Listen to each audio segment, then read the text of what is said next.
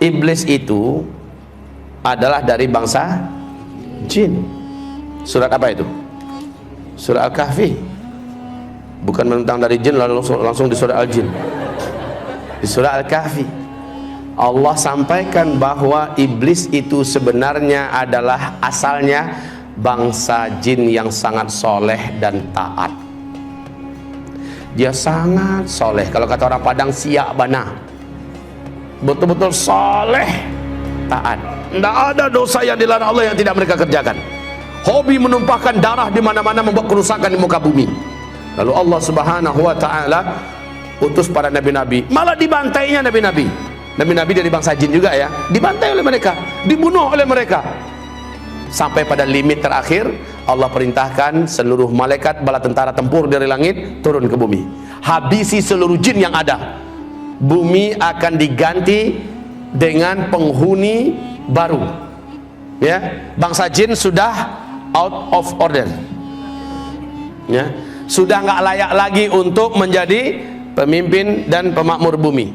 Disuruh malaikat-malaikat turun, malaikat-malaikat tempur. Walillahi junudus samawati, Allah memiliki bala tentara di langit, disuruh turun untuk ngabisin bangsa jin. Tahu enggak Bapak Ibu, siapa yang diangkat oleh Allah menjadi panglima perang? Namanya waktu itu belum iblis ya, namanya ketika itu masih Azazil. Ini adalah dalam kitab tafsir Al-Hafiz Ibnu Katsir, ya. Namanya saat itu masih bernama Azazil. Jangan kasih nama anaknya Azazil nanti. Lalu turunlah panglima perang ini, yaitu Azazil, dengan memimpin seluruh malaikat-malaikat tempur. Semua bangsa jin yang ada di muka bumi diratakan, dibunuh.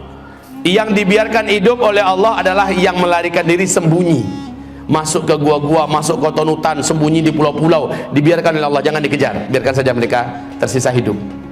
Nah, ini cikal bakal calon pelanjut bangsa jin ke depan ya. Lalu setelah selesai, malaikat-malaikat tempur kembali naik. Azazil juga naik ke atas. Bapak Ibu, Allah kemudian menyampaikan kepada mereka semua, inni ja'ilun fil ardi khalifah. Saya punya misi akan menciptakan pengganti baru yang akan memakmurkan bumi. Iblis merasa bangsanya sendiri sudah dihabisi, sekarang diganti, jadi nggak nyaman dia, diganti dengan makhluk baru. Dia coba hasut para malaikat yang ada, si Azazil ini, sampaikan pada Allah, nanti akan terulang kembali kisah lama. Orang akan menumpahkan darah, buat kerusakan yang kayak lama-lama aja. Ya udahlah, kita aja lah, kita aja makhluk Allah, khusus nyembah Allah. Bahasa Azazil ini disampaikan oleh malaikat kepada Allah.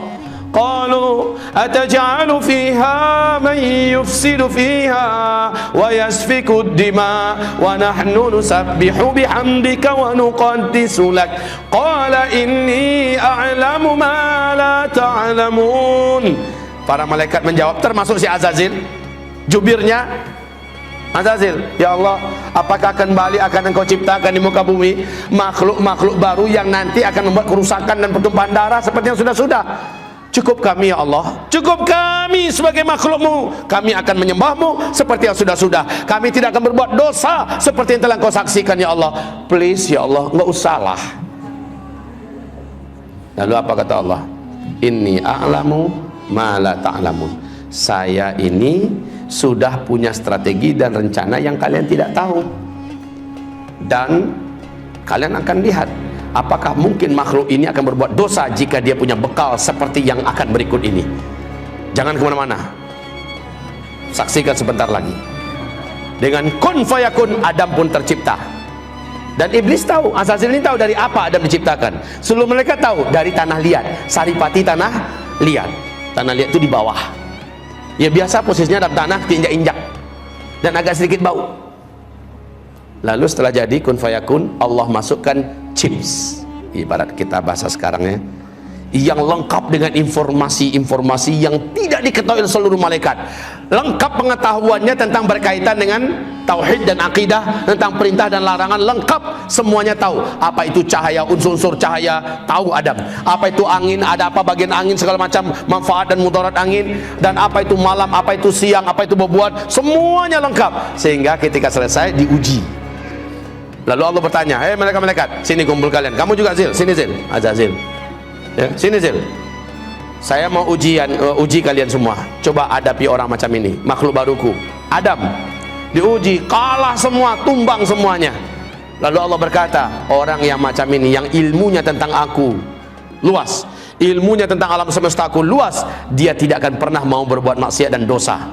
Makanya dikatakan innama yakhsyallaha min ibadihil ulama. Yang paling takut kepada Allah dari seluruh hamba-hambanya adalah orang-orang yang berilmu. Jadi orang yang berilmu tidak akan berani berbuat maksiat karena dia takut kepada Allah. Setelah itu memanglah sujudlah para malaikat, karena Allah perintahkan sujud. Nah, si Azazil yang dari awal memang menyimpan sesuatu di dalam dadanya, yaitu hasad, dengki.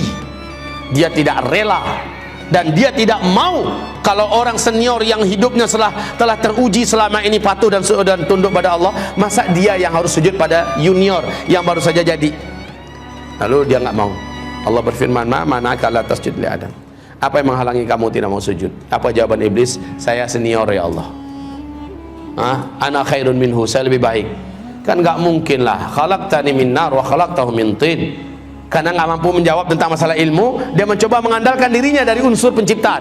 Saya kau ciptakan dari tanah, dari api. Api itu terhormat ya Allah. Allah pula mau diajarinya. Api itu letaknya di atas, terhormat, nggak berani orang permainkannya. Dia sangat berwibawa, anggun. Sementara tanah, engkau ciptakan Adam dari tanah liat, hitam, bau, busuk, di bawah lagi keinjak-injak. Masa iya api sujud pada tanah? Sorry ya Allah. Ya, lalu Allah mengatakan, sombong kamu, keluar. Baik, Allah katakan gelar iblis saat itulah, nama kamu sudah diangkat dengan nama baru yang menjijikkan, yaitu iblis. Aba wastakbara wa kana minal kafirin. Jadi kafirlah dia, iblis jadi kafir. Bapak Ibu, iblis kenapa bisa jadi kafir? Kan dia soleh, kan dia taat. Kenapa dia jadi kafir? Awas, hubungkan kajian kita dengan la ilaha illallah loh. Tidak tak? Itu jawabannya. Apakah iblis dibolehkan masuk surga? Lan tadkhulaha abadan. Engkau sekali-kali tidak akan berhak menjadi ahli surga selama-lamanya. Iblis punya kunci enggak? La ilaha illallah. Iblis yakin enggak dengan Allah? Pasti. Iblis mengimani Allah tidak? Pasti, ya kan? Pasti. Tapi iblis punya kunci enggak la ilaha illallah? Punya enggak? Punya. Cuma sayang patah salah satu giginya. Disuruh sujud kepada Adam, dia tidak mau. Bukankah salah satu gigi daripada gigi-gigi la ilaha illallah adalah wajib mengikuti perintah-perintah Allah dan mentaati larang-larang Allah? Wajib. Iblis di situ nggak mau. Sujud kepada Adam itu nggak mau dia. Satu saja syahadat Allah yang ditolaknya menjadikan dia dikatakan Allah kafir. Awas. Ini zaman banyak nggak orang menolak ayat Allah. Ini zaman banyak tidak orang menolak syariat Allah. Banyak. Ini zaman banyak tidak ulama-ulama kiai-kiai yang berani-beranian melecehkan, menghina, menyudutkan ayat-ayat Allah. Banyak tidak? Banyak. Nasib orang itu bagaimana menurut Allah? Sama nggak dengan iblis? Buka surat Muhammad ayat 8 ayat 9. Surat 47 ayat 8 ayat 9. Allah katakan dalam ayat itu, siapa yang membenci satu saja di antara ayat Allah, kafir dia.